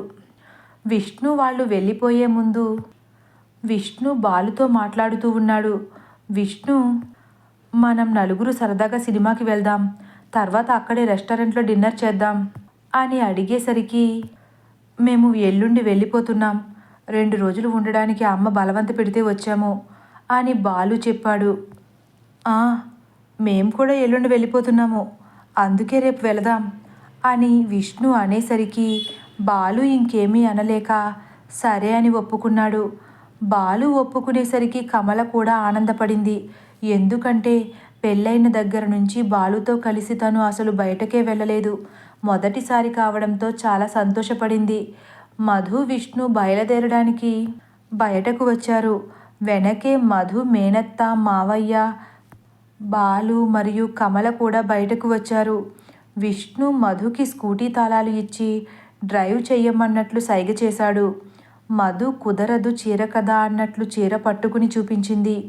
ఈలోపు మధు మేనత్త, ఏం జరుగుతుంది, ఇద్దరు సైగలు చేసుకుంటున్నారు కానీ ఎవరూ మాట్లాడడం లేదు అనేసరికి విష్ణు, ఏం లేదు పిన్ని అని మధు దగ్గరకు వెళ్ళి, మధు, మర్యాదగా స్కూటీ కీస్ తీసుకుని డ్రైవ్ చేయడానికి ఒప్పుకో, లేకపోతే నువ్వు నన్ను ముద్దు అడిగావని చెప్తాను, ఒకవేళ ముద్దు ఇవ్వకపోతే ఇక్కడి నుంచి కదలనన్నావని కూడా చెప్తా, చెప్పమంటావా అని మధుకు మాత్రమే వినపడేలా అనేసరికి మధు విష్ణుని కొంచెం కోపంగా చూసి కీస్ తీసుకుంది. విష్ణు కొంచెం నవ్వి మధు దగ్గరికి జరిగి, కానీ ఒక కండిషన్ అన్నాడు. మళ్ళీ ఇదేంటన్నట్లు మధు విష్ణు వైపు చూసేసరికి విష్ణు చెప్పమంటావా అన్నట్లు చూశాడు. మధు, వద్దు, ముందు ఇక్కడి నుంచి బయలుదేరదాం, ఈ ఇల్లు దాటాక చూసుకోవచ్చు అని మెల్లగా రిక్వెస్టింగ్గా అడిగేసరికి విష్ణు ఓకే అన్నట్లు తల ఊపి బండి స్టార్ట్ చెయ్యి అన్నాడు. అప్పుడు బాలు, అదేంటి విష్ణు, నువ్వు డ్రైవ్ చెయ్యి, తనెందుకు, పైగా చీరలో ఇబ్బంది పడుతుంది అనేసరికి విష్ణు, మధునే పొద్దున చెప్పింది డ్రైవ్ చేస్తానని, అందుకే ఇచ్చా అన్నాడు. మధు ఇంకేమీ చెయ్యలేక చీర కొంగుని కుర్చీళ్ళ దగ్గర దోపి స్కూటీ స్టార్ట్ చేసింది. కొంచెం దూరం వెళ్ళాక విష్ణు బండి పక్కకి ఆపి దిగమన్నాడు. మధు, సరే చెప్పండి, ఏంటి మీ కండిషన్ అనేసరికి విష్ణు, నేను వెనక కూర్చుని నిన్ను డిస్టర్బ్ చేస్తాను, నువ్వు డిస్టర్బ్ అవ్వకుండా బండి ఆపకుండా డ్రైవ్ చేయాలి, ఒకవేళ ఆపితే అన్నాడు. మధు, ఎందుకు సాగదీస్తున్నారు, విషయం ఏమిటి అని కొంచెం డౌట్గా అడిగింది. నువ్వు బండి ఆపిన ప్రతిసారి నాకు ఒక ముద్దు పెట్టాలని విష్ణు నవ్వుతూ అన్నాడు. ఏంటి అని మధు షాకింగ్గా మాట్లాడేసరికి, అదే కండిషన్, నువ్వు ఒప్పుకోకపోతే నేను ఇక్కడి నుంచి రాను అని విష్ణు మొండిగా అన్నాడు. సరే ఇంకేం చేస్తాను అన్నట్టు మధు బండి స్టార్ట్ చేసింది. విష్ణు వెనక కూర్చుని మధు నడుముని పట్టుకునేసరికి ఒక్కసారిగా మధు బండి ఆపేసింది. విష్ణు నవ్వుతూ తన బుగ్గ చూపించి ముద్దు పెట్టు అన్నాడు. మధు చుట్టూ చూసి ఎవరూ లేకపోవడంతో విష్ణు బుగ్గ మీద ముద్దు పెట్టింది. ఇలా దారిలో అక్కడక్కడ ముద్దుల వర్షంలో తడుస్తూ ఇద్దరూ ఇంటికి వెళ్ళిపోయారు. తర్వాత రోజు బాలు, కమల కృష్ణగారి ఇంటికి వచ్చారు. విష్ణు, మధు, బాలు, కమల నలుగురు కలిసి సినిమాకి వెళ్ళారు. తేజు వస్తానన్నా మధు వద్దని సర్ది చెప్పి ఆపేసింది. అందరూ కలిసి సరదాగా సినిమా చూశారు. బాలు కూడా అందరితో సరదాగానే ఉన్నా కమలతో మాత్రం ఏదో ఇబ్బందిగానే ఉన్నట్లు ఉంటాడు. సినిమా పూర్తయ్యాక అందరూ కలిసి రెస్టారెంట్కి వెళ్ళారు. విష్ణు అందరికీ ఫుడ్ ఆర్డర్ చేశాక బాలుని అడిగాడు, ఏంటి బ్రదర్, మీ మధ్య ఇబ్బంది ఎందుకు? మీరు అలా ఒకరికొకరు తెలియనట్లుగా ఉన్నారేంటి? మీరు భార్యాభర్తలైనా ఎందుకు మీరు అలా ఉండడం లేదు అని అడిగాడు. అప్పుడు బాలు షాక్ అయ్యి విష్ణుతో, లేదు, మేము ఇద్దరం బాగానే ఉన్నాము, మీకెందుకు అలా అనిపించింది అని అడిగేసరికి విష్ణు, అబద్ధం చెప్పకండి, మీరు ఇంట్లో వాళ్ళని మోసం చేయగలరేమో కానీ మమ్మల్ని కాదు. ఆ మాత్రం కనిపెట్టలేమనుకున్నారా? ఇంకా మమ్మల్ని మోసం చేయడానికి ప్రయత్నించకండి. నాకు తెలుసు భార్యాభర్తల మధ్యన మూడో వ్యక్తి రాకూడదు. కానీ మీరు కనీసం భార్యాభర్తల్లా ఉండడం లేదు కదా. బాధ అన్నది ఎదుటివారికి చెప్పుకుంటే తీరుతుందంటారు. అందుకే చెప్పమంటున్నాను. ఏంటి విషయం అని అడిగాడు. బాలు ఒక్కసారిగా కమల వైపు చూశాడు. కమల నాకేమీ తెలియదన్నట్లు తల ఊపింది. వీళ్లను గమనించిన మధు, కమల ఏమీ చెప్పలేదు. నువ్వు తనని అలా చూడనవసరం లేదు. అయినా మనమిద్దరం చిన్నప్పటి నుండి కలిసి పెరిగాము. ఆ మాత్రం నిన్ను అర్థం చేసుకోలేనా? మనిద్దరం మంచి ఫ్రెండ్స్ కదా, అందుకే అడుగుతున్నాను. కుటుంబానికి చెప్పలేనివి కూడా ఒక ఫ్రెండ్కి మాత్రమే చెప్పగలరు. అందుకే అడుగుతున్నాను, చెప్పు, అసలు ఏం జరిగింది అని చెప్పింది. బాలు వెంటనే, సరే చెప్తాను విను. నాకు కూడా ఉన్న బెస్ట్ ఫ్రెండ్ నువ్వే కదా మధు. నీకు ఎన్నోసార్లు చెప్పుకుని భారం దించుకోవాలనుకున్నా, కానీ నాకు ధైర్యం సరిపోలేదు. నేను డిగ్రీ ఫైనల్ ఇయర్ చదువుతుండగా చూసిన మొదటి చూపులోనే ఒక అమ్మాయిని ప్రేమించాను. తర్వాత చాలా కష్టాలు పడి ఆ అమ్మాయిని ఇంప్రెస్ చేశాను. అలాగే తను కూడా నన్ను ప్రేమించింది. కానీ ఇంట్లో వాళ్ళు మా పెళ్ళికి ఒప్పుకోలేదు. ఆ అమ్మాయి తన తల్లిదండ్రులను వదిలి రాలేనని చెప్పేసింది. ఆ తర్వాత ఆ అమ్మాయికి బలవంతంగా వేరే అబ్బాయితో పెళ్లి చేసేశారు. ఆ అమ్మ వాళ్ళు చస్తానని బెదిరించి నాకు పెళ్లి చేశారు. కానీ ఇష్టం లేని అమ్మాయితో నేను జీవితం పంచుకోలేను. అందుకే తనని దూరం పెడుతున్నాను అని చెప్పాడు. వెంటనే విష్ణు, బ్రదర్, అది తప్పు. నిన్ను నమ్మి ఒకరు నీ జీవితంలోకి వచ్చినప్పుడు వాళ్ళని బాధ పెట్టకూడదు. ఎదుటివారి జీవితం నాశనం చేసే హక్కు నీకు లేదు. So you have to move on అని అన్నారు. దానికి బాలు, ఒకరు నీ మనసు నిండా నిండిపోయి ఉండగా ఇంకొకరిని రానివ్వలేవు కదా అని అన్నాడు. వెంటనే విష్ణు, నువ్వు ప్రేమించిన అమ్మాయి నిన్ను కాదని వెళ్ళిపోయింది. నిన్ను ప్రేమించే అమ్మాయి నువ్వే కావాలని నువ్వు కాదన్నా నీతోనే జీవితం అంటుంది కదా. ప్రేమించడం కాదు బ్రదర్, ప్రేమించబడడం గొప్ప. కమల నిన్ను చాలా ప్రేమిస్తుంది అని చెప్పాడు. తను నన్ను ప్రేమిస్తుందని నీకెలా తెలుసు బ్రదర్ అని బాలు అడిగేసరికి విష్ణు వెంటనే, చూడు, కమల కళ్ళలో నీ మీద చాలా ప్రేమ కనిపిస్తుంది. అయినా ఏంటి బ్రదర్ నువ్వు? నాకు అవసరం లేదని చెప్పినా తను కనీసం తన కన్న తల్లికి కూడా ఈ విషయం చెప్పకుండా నీతోనే ఉంటుంది. తను అనుకుంటే ఎంతసేపు బ్రదర్ నీ పరువుని రోడ్డు మీద పెట్టేసి ఎప్పుడో వెళ్ళిపోయేది. కానీ నీకోసమే నీతోనే ఉండిపోయింది. అప్పుడైనా తన ప్రేమ నీకు అర్థం కాలేదా? ఈ మాంగళ్య బంధం కోసం ఉండిపోయింది. అయినా ఈ కాలంలో ఆడవాళ్ళు తలుచుకుంటే ఎంతసేపు నిన్ను వదిలేసి వేరే వాళ్ళని పెళ్లి చేసుకోవడం. కమల నిన్ను ఎంత ప్రేమిస్తుందో నీ గురించి తను మాతో మాట్లాడుతున్నప్పుడు అర్థమైంది. అటువంటి ప్రేమను వదులుకుంటే మళ్ళీ తిరిగి రాదు అని చెప్పాడు. వెంటనే మధు కూడా విష్ణుకు వత్తాసు పలుకుతూ, అవును బాలు, నీ గురించి నాకు బాగా తెలుసు. నువ్వు ఒకసారి ఇష్టపడితే దానిని జీవితంలో వదులుకోవని తెలుసు. ఒక్కసారి కమలని అర్థం చేసుకుని చూడు, అప్పుడు నీకే అర్థమవుతుంది తను నిన్ను ఎంతగా ప్రేమిస్తుందో అని చెప్పింది. ఆ మాటలకు బాలు, అవును, తను నన్ను ఎంతగా ప్రేమిస్తుందో నాకు తెలుసు. కానీ ఒకసారి నా అనుకున్న వాళ్ళు దూరమైనా తట్టుకోగలిగాను. ఈసారి దూరమైతే తట్టుకోలేను. అందుకే తనని నా దరికి చేరనివ్వడం లేదు. ఒకసారి దగ్గరయ్యాక దూరమైతే బ్రతకలేను అని చెప్పి కమల వైపు చూస్తూ ఉండిపోయాడు. అందరూ సంతోషంగా లంచ్ చేసి బయలుదేరి వెళ్ళారు. కొంచెం సేపు బాలు కమలని ఏకాంతంగా గడపమని చెప్పి విష్ణు మధులు అక్కడి నుండి వెళ్ళిపోయారు. బాలు కమల కూడా సంతోషంగా ఎంజాయ్ చేశారు. ఇంత ఆనందానికి కారణమైన మధుకి మనసులోనే కృతజ్ఞతలు చెప్పుకుంది కమల. కృష్ణ గారి ఇంటి దగ్గర 3 రోజులు పూర్తవ్వటంతో మధు విష్ణులు అర్జున్ గారి ఇంటికి వచ్చేశారు. విష్ణు ఇంటికి రావడంతోనే ఇంట్లో నుంచి నవ్వులు వినిపించడంతో మళ్ళీ రామ్ ఏదో చేసినట్లున్నాడు అని మనసులోనే అనుకున్నాడు. అప్పుడే శశి రామ్లు చిన్న చాక్లెట్ని మధ్యలో పెట్టి దాని గురించి గొడవ పడుతుంటే రామ్ బలవంతంగా ఆ చాక్లెట్ని తీసుకుని తినేశాడు. శశి చిన్నపిల్లల సుభద్ర గారికి కంప్లైంట్ చేసింది. సుభద్ర గారు రామ్ని తిట్టి వెళ్ళి కొత్త చాక్లెట్ తీసుకురమ్మని చెప్పారు. రామ్ నవ్వుకుంటూ ఆ చాక్లెట్ తీసుకుని రావడానికి బయటకు వెళ్ళాడు. వాళ్ళిద్దరూ చేసే అల్లరి చూసి అందరూ నవ్వుకున్నారు. విష్ణు మధులు లోపలికి రావడం చూసిన శశి మధు వైపు చూసి, ఏంటి బాగా ఎంజాయ్ చేశారా అని అడిగేసరికి విష్ణు పక్క నుంచి, ఏం ఎంజాయ్ వదినా, ఇంటి నిండా మనుషులే, ఏకాంతమే ఇవ్వలేదు అనేసరికి అందరూ నవ్వి అక్కడి నుండి వెళ్ళిపోయారు.